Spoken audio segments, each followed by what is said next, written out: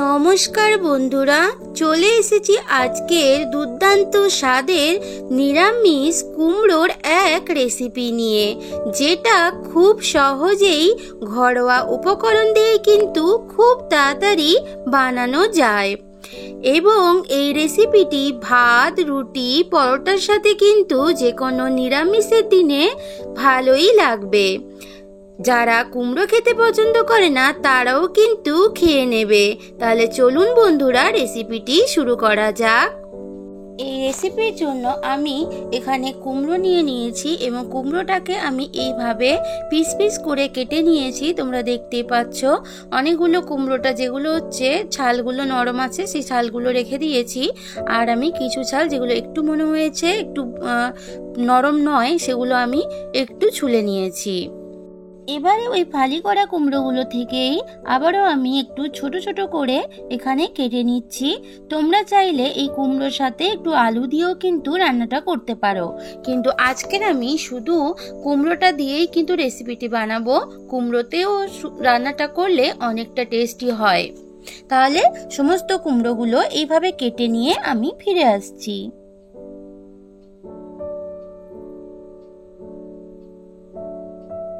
এবারে একটা বাটিতে আমি নিয়ে নিচ্ছি 1/4 টিস্পুন হলদি পাউডার, 1/4 টিস্পুন নিয়ে নিচ্ছি জিরা পাউডার, 1/4 টিস্পুন ধনিয়া পাউডার, এখানে নিয়ে নিচ্ছি খাবারের লবণ, নর্মাল যে লবণ সেটা নিয়ে নিলাম স্বাদ মতো, আর এখানে আমি নিয়ে নিচ্ছি কাশ্মীরি রেড চিলি পাউডারটা কালার হওয়ার জন্য, আর নিয়ে নিলাম লাল লঙ্কা পাউডার। ঝালটা তোমাদের পছন্দ অনুযায়ী নিও, আমি এখানে 1/2 চামচ নিলাম। এবারে আমি নিয়ে নিচ্ছি বিট লবণ, 1/4 টিস্পুনের মতো নিয়ে নিলাম বিট লবণ। এইবার অল্প জল দিয়ে একটু ভালো করে এখানে এই গুঁড়ো মশলাগুলোকে একটুখানি আমি মশলা বানিয়ে নেব। আমি এরকম ভাবে কিন্তু মশলাটাকে আগে রেডি করে নেব রান্না শুরু হওয়ার আগে। দেখতে পাচ্ছ ভালোভাবে রেডি হয়ে গেছে। এইবার গ্যাসের মধ্যে কড়াই বসিয়ে দিয়ে দিয়েছি সর্ষের তেল 2 চামচ মতো। সর্ষের তেলটা গরম হয়ে যাওয়ার পরে এখানে দিয়ে দিচ্ছি ফোড়নে দিচ্ছি গোটা জিরে, শুকনো লঙ্কা। এবার গোটা জিরে এবং শুকনো লঙ্কাটা একটু তেলের সাথে মিশিয়ে নিয়ে একটু ভেজে নিচ্ছি। এইবার এখানে আমি দিয়ে দিচ্ছি একটুখানি কসুরি মেথি। যদি তোমাদের কাছে ধনিয়া পাতা অ্যাভেলেবেল থাকে তোমরা দিতে পারো, তবে আমার কাছে ধনিয়া পাতাটা অ্যাভেলেবেল ছিল না, তাই আমি কসুরি মেথিটা ফোড়ন হিসেবে দিলাম। কসুরি মেথিটা ফোড়ন হিসেবে দিলে এই রান্নার টেস্ট কিন্তু অনেকটা বেশি আসে। এবার এখানে দিয়ে দিলাম 1/2 চামচ গ্রেট করা আদা। যেহেতু এটা নিরামিষ রেসিপি তাই এখানে আমি আদাটা ফোড়নে একটু দিয়ে দিলাম।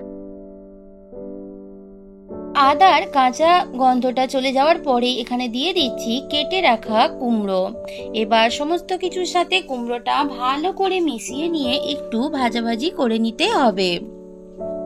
খুব একটা বেশি ভাজা হবে না, মোটামুটি হালকা করে একটু ভেজে নেব। আর কুমড়োটা কিন্তু একদম গলিয়ে দেব না, কুমড়োটা সেদ্ধ হবে কিন্তু গলে যাবে না, এমন করেই কিন্তু কুমড়োটা ভেজে নিতে হবে। এবার আমি একটু ঢাকা দিয়ে রেখে দেব। 5 মিনিট বাদে ফিরে এলাম, ঢাকাটা খুলে নিলাম। দেখতেই পাচ্ছ কুমড়োটা আগের থেকে একটু কিন্তু নরম হয়েছে, তবে এখনো সেদ্ধ হয়ে যায়নি, আরো একটু টাইম নিয়ে কিন্তু ভেজে নিতে হবে। আগের থেকে কুমড়োটা দেখতেই পাচ্ছ বন্ধুরা অনেকটা ভাজা ভাজা হয়ে গেছে। এইবার এখানে যে আমি মশলার পেস্টটা বানিয়ে রেখেছিলাম ওটা এবার আমি দিয়ে দিচ্ছি। গ্যাসের ভলিউমটা কিন্তু মিডিয়াম টু লোতে রেখে করতে হবে, নাহলে কিন্তু মশলাটা পুড়ে যাওয়ার সম্ভাবনা থাকবে। এবারে কুমড়োর সাথে মশলাটা ভালো করে মিশিয়ে নিচ্ছি। এখন থেকে কিন্তু একটা সুন্দর স্মেল কিন্তু কুমড়ো থেকে আসছে, কারণ ফোড়নে আমার দেওয়া হয়েছিল কসুরি মেথি। দেখতেই পাচ্ছ বন্ধুরা ভালোভাবেই কিন্তু কষানো হয়ে যাচ্ছে। এখানে আমি সামান্য একটু মশলা ধোয়া জল দিলাম, কারণ কড়াইতে লেগে যাচ্ছে এবং এটা পুড়ে যেতে পারে, তাই একটু অল্প জল দিয়ে আরো একটু টাইম নিয়ে কষিয়ে নিচ্ছি।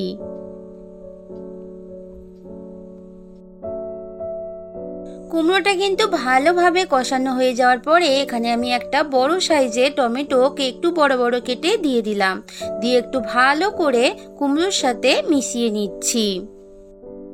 এতক্ষণ যারা আমার সাথে পুরো রেসিপিটি জুড়ে আছো তোমাদের সবাইকে অসংখ্য ধন্যবাদ। এইভাবে আমার সাথে থেকো। দেখতেই পাচ্ছ বন্ধুরা, কুমড়োটার সাথে কিন্তু ভালোভাবে টমেটোটা মিশে গেছে এবং অনেকটাই কিন্তু কষানো হয়ে গেছে। একটু আবার ঢাকা দিয়ে রেখে দেবো। এইবার এখানে আমি কতগুলো বড়ি নিয়ে নিয়েছি। বড়িগুলোকে একটুখানি প্রথমে শুকনো কড়াইতে নিয়ে একটু ভেজে নিচ্ছি। বড়িটা একটু ভাজা ভাজা হয়ে এলে একটু সর্ষের তেল দিয়ে ভেজে নিচ্ছি। দেখতেই পাচ্ছ বড়িটা কিন্তু ভাজা হয়ে গেছে। এবারে নামিয়ে নিয়ে একটুখানি গুঁড়ো করে নেব বড়িগুলো। গ্যাসের মধ্যে একটা প্যান বসিয়ে দিয়ে এখানে দিয়ে দিচ্ছি গোটা জিরে, গোটা মৌরি, সবই আমি এখানে 1/4 টিস্পুন করে নিচ্ছি। নিয়ে নিলাম কালো সর্ষে, আর একটু সাদা সর্ষেও মেশানো আছে। নিয়ে নিলাম একটুখানি পোস্ত। এইবার এর সাথে আরো একটু নিয়ে নেব কসুরি মেথি। এবার গ্যাসটা জ্বালিয়ে নেব, কারণ সমস্ত মশলাগুলো দেওয়া হয়ে গেছে। এবারে গ্যাসের ভলিউমটা মিডিয়াম টু লোতে রেখে মশলাগুলোকে ভালো করে ভেজে নেব। দেখতেই পাচ্ছ বন্ধুরা, মশলাগুলো সুন্দরভাবে কিন্তু ভাজা হয়ে গেছে। এইবার আমি নামিয়ে নিয়ে একটু ঠান্ডা করে নিয়ে একটুখানি গুঁড়ো করে নেব। ঢাকাটা খুলে নিলাম, ভালোভাবে কষানো হয়ে গেছে। এবার এখানে আমি একটু সামান্য উষ্ণ গরম জল দিয়ে দিলাম। দিয়ে একটু ভালো করে সবকিছুর সাথে মিশিয়ে নিচ্ছি। অল্প জল এখানে দিলাম, কারণ রান্নাটা হবে মাখো মাখো।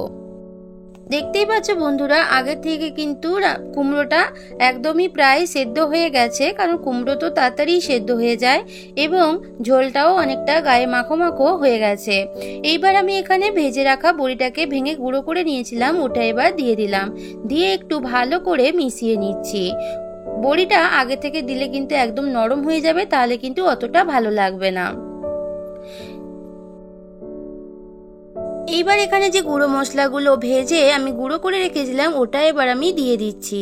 আমি এখানে অলমোস্ট 1 চামচ ভর্তি কিন্তু এই গুঁড়ো মশলাটা দিলাম। এটা দেওয়ার ফলে এর টেস্ট কিন্তু আরও অনেকটা ভালো আসবে। এরকম একটা নিরামিষের দিনে যদি কুমড়োর এরকম একটা নিরামিষ রেসিপি বানানো যায়, তাহলে কিন্তু সবাই খুব পছন্দ করবে। ভাত, রুটি, পরোটার সাথে কিন্তু অনায়াসেই তোমরা বানাতেই পারো। দেখতেই পাচ্ছ বন্ধুরা, রান্নাটা আমার কমপ্লিট হয়ে গেছে। এবারে আমি সার্ভ করে নিয়ে ফিরে আসছি। দুর্দান্ত স্বাদের কুমড়োর এক ইউনিক রেসিপি একদম কিন্তু রেডি। আমি সার্ভ করে নিয়েছি। গরম গরম ভাত, রুটি, পরোটার সাথে কিন্তু জাস্ট জমে যাবে। আমার আজকের এই রেসিপি যদি ভালো লাগে অবশ্যই একটা লাইক করো এবং কমেন্ট করে জানিও তোমাদের কেমন লাগলো। আর যদি বেশি ভালো লাগে নিজের বন্ধুদের মধ্যে, আপনজনদের মধ্যে শেয়ার করে দিও। আমার চ্যানেলের পুরনো এবং নতুন বন্ধু সবাইকে পাশে থাকার অনুরোধ জানিয়ে আজকের মতো বন্ধুরা তোমাদের থেকে বিদায় নিচ্ছি। ফিরে আসব নতুন কোনো রেসিপির সাথে। ততক্ষণ সবাই ভালো থেকো, সুস্থ থেকো, সব সময় হাসতে থেকো। টাটা।